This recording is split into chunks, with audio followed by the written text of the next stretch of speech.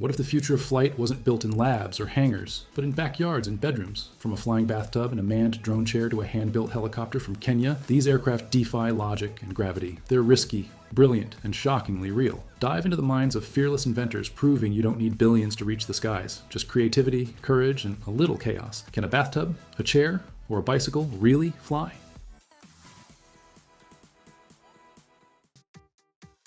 What if a bicycle could fly? In 2013, the Aerovelo Atlas proved it could. Built by Canadian students, it won the Igor Sikorsky Prize by lifting off and hovering over 11 feet, powered only by a cyclist's legs. It wasn't science fiction, it was raw muscle turned into flight. With zero fuel or engines, the Atlas shattered beliefs about what human strength could achieve in aviation history. Spanning 154 feet, the Atlas came second only to the giant Milfu 12. With 4 massive rotors and no electronics, flight control relied on shifting body weight. The central bike warped the frame mid-air to change rotor angles. From the ground, it looked surreal, like a floating web controlled by one man.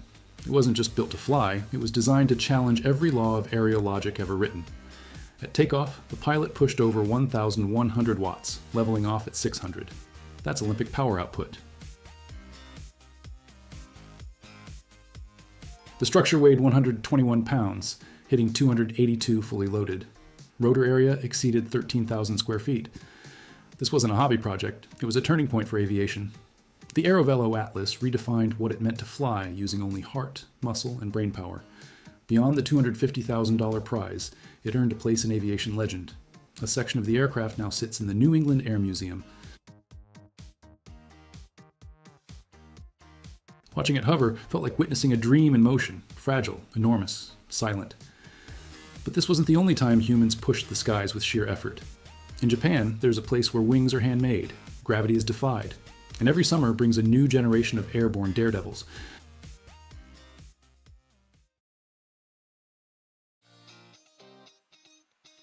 Every year since 1977, Japan's Birdman Rally turns Lake Biwa into an airfield of dreams. Teams launch handmade aircraft powered by pedals or gravity. There are no engines here, just human power, courage, and pure creativity. For many, this isn't just a contest, it's a chance to chase flight using nothing but muscle, math, and madness. And every summer, someone new takes that leap into the unknown sky. The event splits into 2 categories, gliders and pedal-powered craft. Pilots either pedal like sprinters or coast off ramps. Planes are made from foam, carbon, and wood, balancing strength and weight. One wrong ratio, and it's a splash. But the right design floats like magic. Each team pushes aerodynamic limits with handcrafted precision. These aren't toys. They're flying machines built by dreamers who understand airflow like artists. In 2021, Sasa Nakajima flew over 1,480 feet by leg power alone. That flight didn't just break records, it broke expectations. Many of today's top pilots are women, known as bird girls, rewriting what's possible.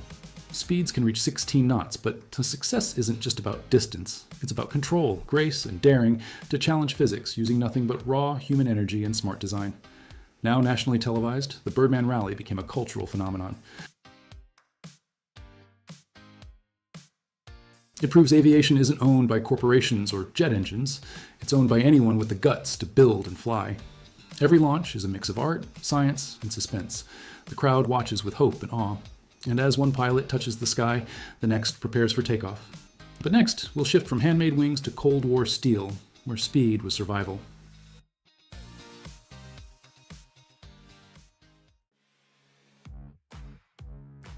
A flying machine built from a bathroom tub? That's exactly what the Mickenbecker brothers created in Germany in 2019. With help from their friend Eric and drone firm Exobotics, they launched a porcelain bathtub into the skies. What began as a YouTube experiment turned into a controllable, functional aircraft. Viewers were stunned. This wasn't CGI or a prank. It was real flight, powered by imagination and a whole lot of nerve. The magic behind the flying bathtub is its bold simplicity. Using a lightweight metal frame and 8 electric rotors, the machine could lift an adult dozens of feet into the air. Remote control replaced traditional instruments, eliminating the need for a cockpit. Everything served one purpose: safe and stable lift. It wasn't just funny, it was smart. Engineering minimalism made the ridiculous soar, proving less really can be more when daring meets design. With no gas engine, the aircraft relied entirely on electric propulsion. Flight time ranged from 5 to 10 minutes, depending on battery setup. Weighing just over 110 pounds, it stayed within ultralight eVTOL limits. Built from off-the-shelf parts and drone tech, the aircraft flew on pure DIY spirit. It didn't look like an air vehicle, but it flew like one. This was aviation stripped down to its raw, brilliant, absurd essence.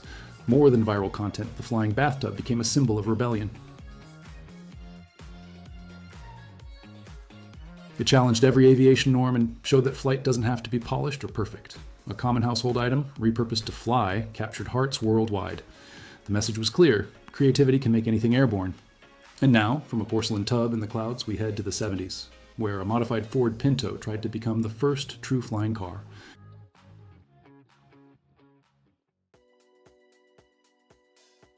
In 1973, the Ford Pinto took flight, literally. Pilot Charles "Red" Janus flew a Pinto fused with airplane parts, launching the Misar, a flying car prototype. Created by Henry Smolinski and Harold Blake, the goal was to build an affordable aircraft for everyday drivers. Using wings and a rear engine from a Cessna Skymaster, they designed a hybrid that could take off in just 500 feet and cruise like a compact plane. The Misar used the car's original engine on the road and an added aircraft engine for the skies. Flight controls were linked to the steering wheel, and the dash included full flight instruments. Top cruising speed ranged between 113 and 130 knots. The idea was revolutionary. Drive to the airport, connect the wings, fly to your destination, then detach and drive again. It was the flying car the world had dreamed of for decades. During the first test flight, a faulty wing connection forced an emergency landing in a field. Janus survived unharmed, but the aircraft's welds and fasteners raised serious safety concerns. Investigators found standard bolts in key joints, far from flight-worthy. Still, the team pushed ahead. On September 11th, Smolinski and Blake launched a second test with a heavier engine, but without their experienced pilot. The stakes and risks had multiplied. That final flight ended in tragedy. Just under 400 feet off the ground, the overloaded wings failed. The Misar lost lift, fell, and exploded on impact, killing both inventors. But their vision didn't die. Today, major companies like Toyota and Hyundai are developing electric eVTOLs inspired by the same dream. From a Pinto in a cornfield to futuristic air taxis, the goal remains: turn the open sky into a highway and the car into a vessel of flight.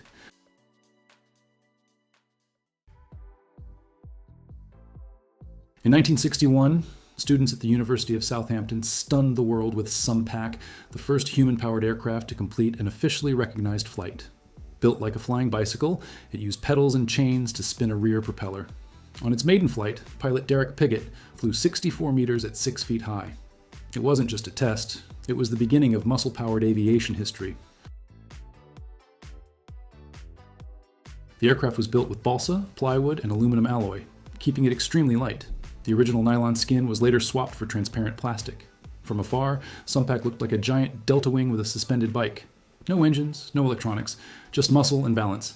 It relied on pilot coordination to maintain stable gliding and control in even the smallest wind changes. SUMPAC's best flight covered 594 meters at 15 feet altitude, hitting speeds up to 18 knots. Its glide ratio was 36-1, with a descent rate under 12 meters per minute. Surprisingly efficient for a human-powered craft. Despite not winning the full Kremer Prize challenge, it completed 40 flights before retiring, after a crash in 1963. Now, on display at Solent Sky Museum, SUMPAC remains a symbol of human ambition in aviation. Its legacy lives on as proof that innovation doesn't require fuel or turbines. Sometimes, flight begins with little more than a bike chain, a propeller, and the belief that your legs can lift you skyward.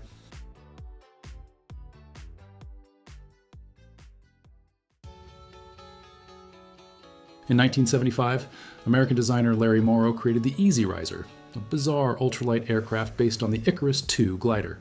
With help from John Moody, who added propulsion, it became the first motorized ultralight.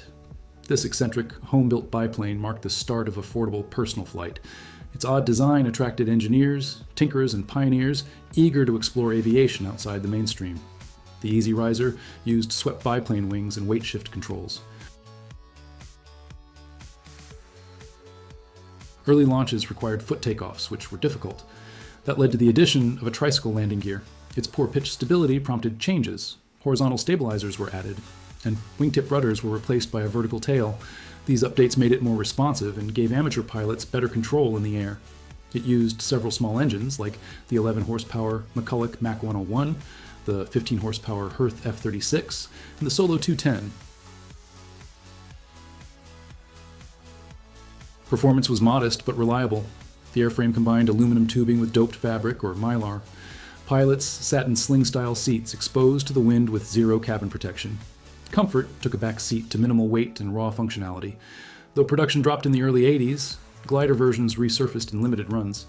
In 1979, Mauro made history again with the Solar Riser, the world's first crewed solar-powered aircraft. It flew using onboard energy collected during the flight. That breakthrough made the Easy Riser not just a quirky design, but a true pioneer in alternative aviation. Up next, a rotorcraft that replaced engines with actual rocket power. The Antora rocket helicopter took an explosive new approach to flight. Instead of spinning blades using a transmission, it placed jet thrusters on the rotor tips. Fueled by highly concentrated hydrogen peroxide, it ignited a chemical reaction when passed through silver catalysts. The result was steam thrust, which spun the blades without any torque, gearbox, or tail rotor. An elegant solution to a complex engineering problem. Control came from a stick above the pilot's head. It managed pitch, roll, and yaw while throttle adjusted fuel flow to the tip jets. The system was surprisingly sensitive, offering smooth, controlled flight once mastered. The lightweight frame was built to handle extreme forces generated by high-speed blade rotation. It demanded skill, but rewarded precision with a smooth ride. Unlike any traditional chopper, the fuel was 90% hydrogen peroxide, mixed with 10% water. Burning it produced only oxygen and steam, making it clean and emission-free. This same method was used in space programs like Gemini and Apollo for maneuvering. However, it came with strict handling rules due to its volatility. Safe storage and technical care were crucial to avoid accidents and meet aviation safety standards. Mechanical simplicity was a key strength. Without gearboxes or tail rotors, it needed fewer moving parts and had lower maintenance demands. The silver mesh catalyst could be replaced in under a minute. Its mission was clear: offer a light, quiet, low-impact flying solution. While niche in use, the Antora rocket helicopter showed that not all helicopters need noise and complexity to get off the ground. Next, meet a homemade marvel from Africa that turned scrap into sky.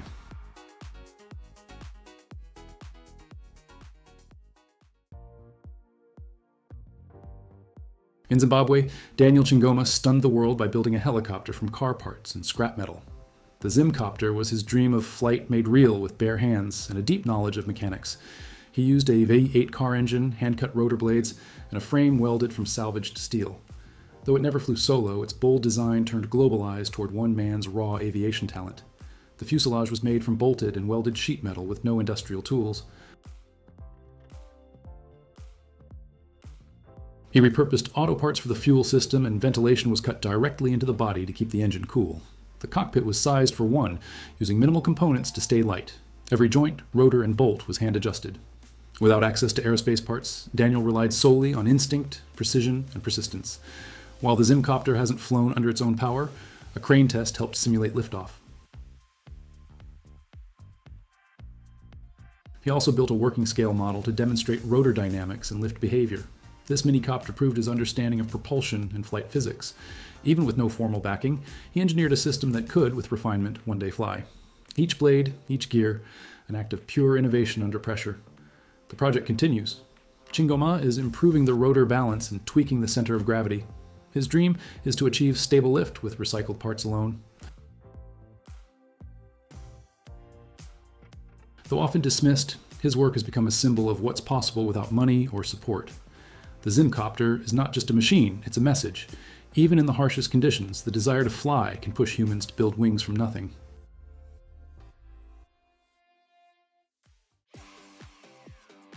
In a small Kenyan town, engineering student Mutiso built his own helicopter using recycled parts and YouTube tutorials. With no formal physics training, he applied self-taught knowledge of aerodynamics and mechanics to assemble a working prototype. Though it hasn't flown yet, his creation shows deep ingenuity. The project is raw, bold, and entirely powered by passion, proving that innovation can start anywhere, even from scrap. The engine is loud and unstable, typical of DIY projects without precision tools. Its ignition system, made from salvaged parts, was tested through countless trials. Despite never leaving the ground, the copter demonstrates basic mastery of rotary propulsion. Mutiso's method is trial and error, with constant adjustments revealing his practical grasp of structural forces and mechanical behavior, all done without formal guidance or institutional support. The frame is fully exposed, built with simple metal beams supporting rotors, engine, and controls. There's no shell or protection, just pure function. Each part is placed to achieve flight with minimal excess. The design reflects a focus on essentials over aesthetics, showing how engineering and creativity can thrive in environments lacking resources. What it lacks in polish, it makes up for in determination and vision. Though it hasn't flown yet, the Mutiso Copter is a living workshop. He continues tweaking engine power, structural stability, and rotor torque. His goal remains clear: to build a safe flying machine with what he has on hand. More than a project, it embodies the spirit of DIY aviation, where learning is hands-on, failure is part of progress, and the dream to fly pushes people far beyond what's expected. Next, we head to Sweden, where a flying chair defies convention. In rural Sweden, Axel Borg stunned the world with the chair, a flying machine powered by 16 electric motors arranged on 4 rigid rings. Each rotor generated its own lift before transferring energy to the central seat. With a simple chair, joystick, and protective frame, Axel conducted a 4-stage flight over a gravel road, shifting between hover tests and short-distance travel. It wasn't sci-fi, it was electric flight made personal and real. Despite light winds, the chair held steady. Once airborne, the rigid rings gave structural strength. These circular frames also served as protective barriers in case of impact. Axel noted the vehicle felt flexible on the ground but solid mid-air. The propellers responded with accuracy, and after several maneuvers, the motors remained cool. For such a light design, the performance surprised even seasoned drone builders watching online. Axel used a unique joystick that didn't auto-center, requiring constant input. That meant every tilt or yaw needed full pilot attention. Controlling the flight felt more like balancing than piloting. Commands had to be smooth, progressive, and exact. While more demanding than typical drones, the setup allowed precise responses. The chair wasn't just a machine, it was an experience, requiring deep focus and an intuitive feel for motion. Its power system relied on separate battery modules, each rated at 350 milliamp hours. This decentralized approach allowed partial flight, even if one battery failed. The setup gave up to 45 minutes of airtime. A foam base under the seat absorbed shocks, and all wiring was checked post-flight. Axel confirmed the chair's systems held up well and hinted at future upgrades. Now, from Sweden's quiet roads, we jump to Vietnam, where a flying saucer begins to take shape.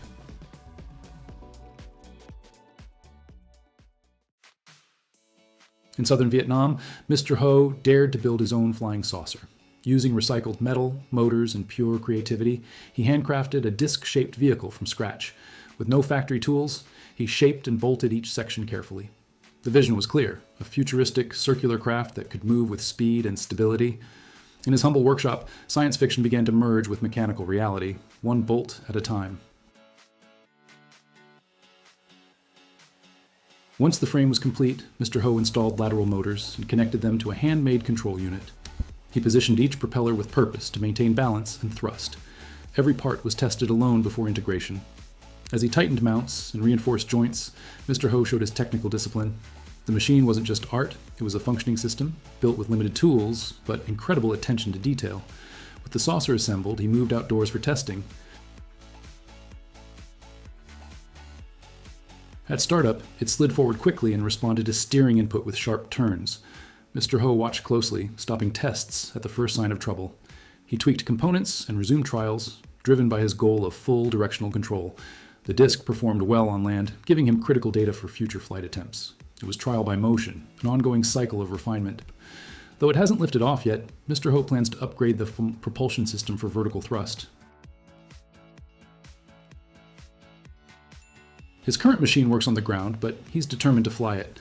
With improvements in lift, stability, and energy flow, he believes it will hover soon. His journey is far from over. With each test, the dream of building a real UFO inches closer to takeoff. Up next, we explore an aircraft so small and fast, it vanished before most ever knew it existed.